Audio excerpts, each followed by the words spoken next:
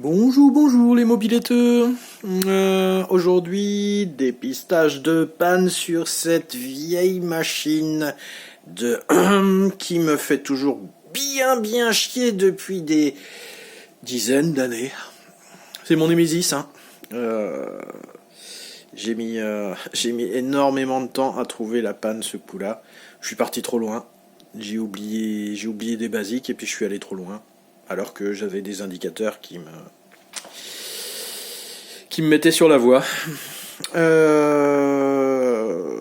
Petit topo de comment c'est arrivé. On faisait une balade avec le propriétaire de la Magnum. En arrivant à 500 mètres de chez moi, la bécane elle avait des petits ratés. Et puis 500 mètres de chez moi, pa. Je dis tiens, ça pétarade. Je dis qu'est-ce que c'est que ce merdier. Et puis plus rien. Je dis bon, on s'en fout, 500 mètres de chez moi. La Magnum elle était presque réglée. On avait fait un petit tour.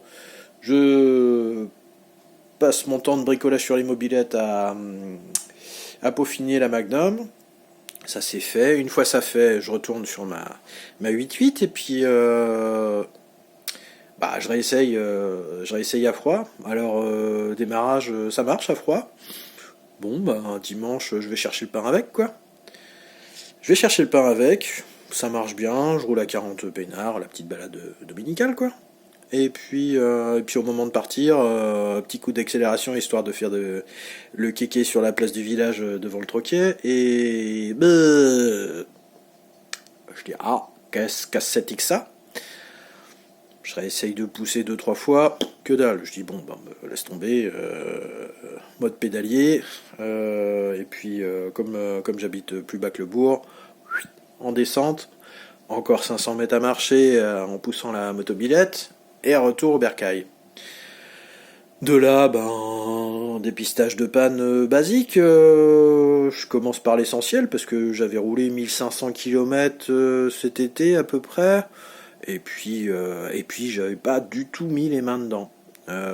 Tout s'était toujours bien passé, donc je dis bon, l'essence qu'il a bouffé, le carbu, tout ça, même s'il y a un filtre à essence, je me dis bon je vais le démonter quand même le carbu, ça fait un petit bout de temps qu'on fasse connaissance, enfin que l'intérieur du carbure voit la lumière du jour. Donc grand dépoussiérage, air comprimé, rectification de tous les orifices, enfin bref, mais nickel, il n'y avait rien de spécial. Par acquis de conscience, je repars avec une bougie neuve, enfin je vérifie tout ça, mais en tournant le volant magnétique et puis en collant la bougie.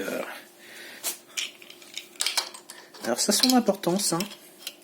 En collant la bougie comme ça et en tournant le volant magnétique, pas de souci. Je voyais qu'il y avait bien une étincelle à toutes les bougies que j'essayais. Il y avait une étincelle. Je voyais que ça pétaradait. Je dis bon, carbu propre, bougie, étincelle. À part le fait que l'étincelle se produise pas au bon moment, je dis normalement ça doit péter quoi.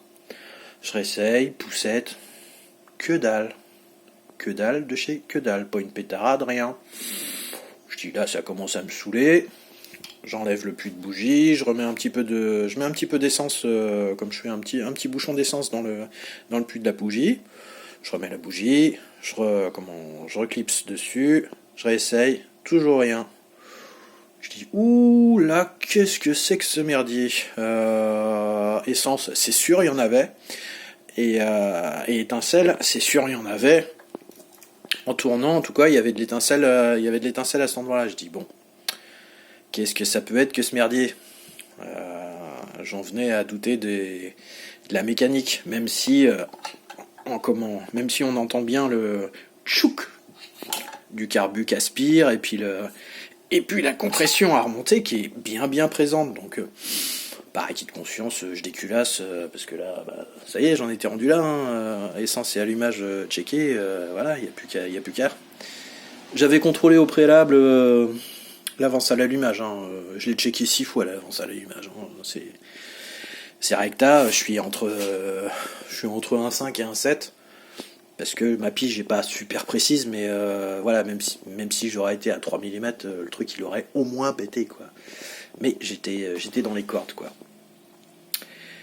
Donc du coup, démontage, contrôle cylindre piston, étanchéité des spies en remplissant le bas moteur d'essence. Étanchéité des spies nickel. Au moteur, pas de rayures. Dans le cylindre, le piston, quelques petites rayures, mais rien de significatif, quoi. Rien qu'on sent vraiment à l'ongle, quoi. Bon, bah je renquille, je me dis c'est bon, c'est pas mécanique, quoi. Ça peut être que ce petit salaud là, ou bien l'allumage, quoi.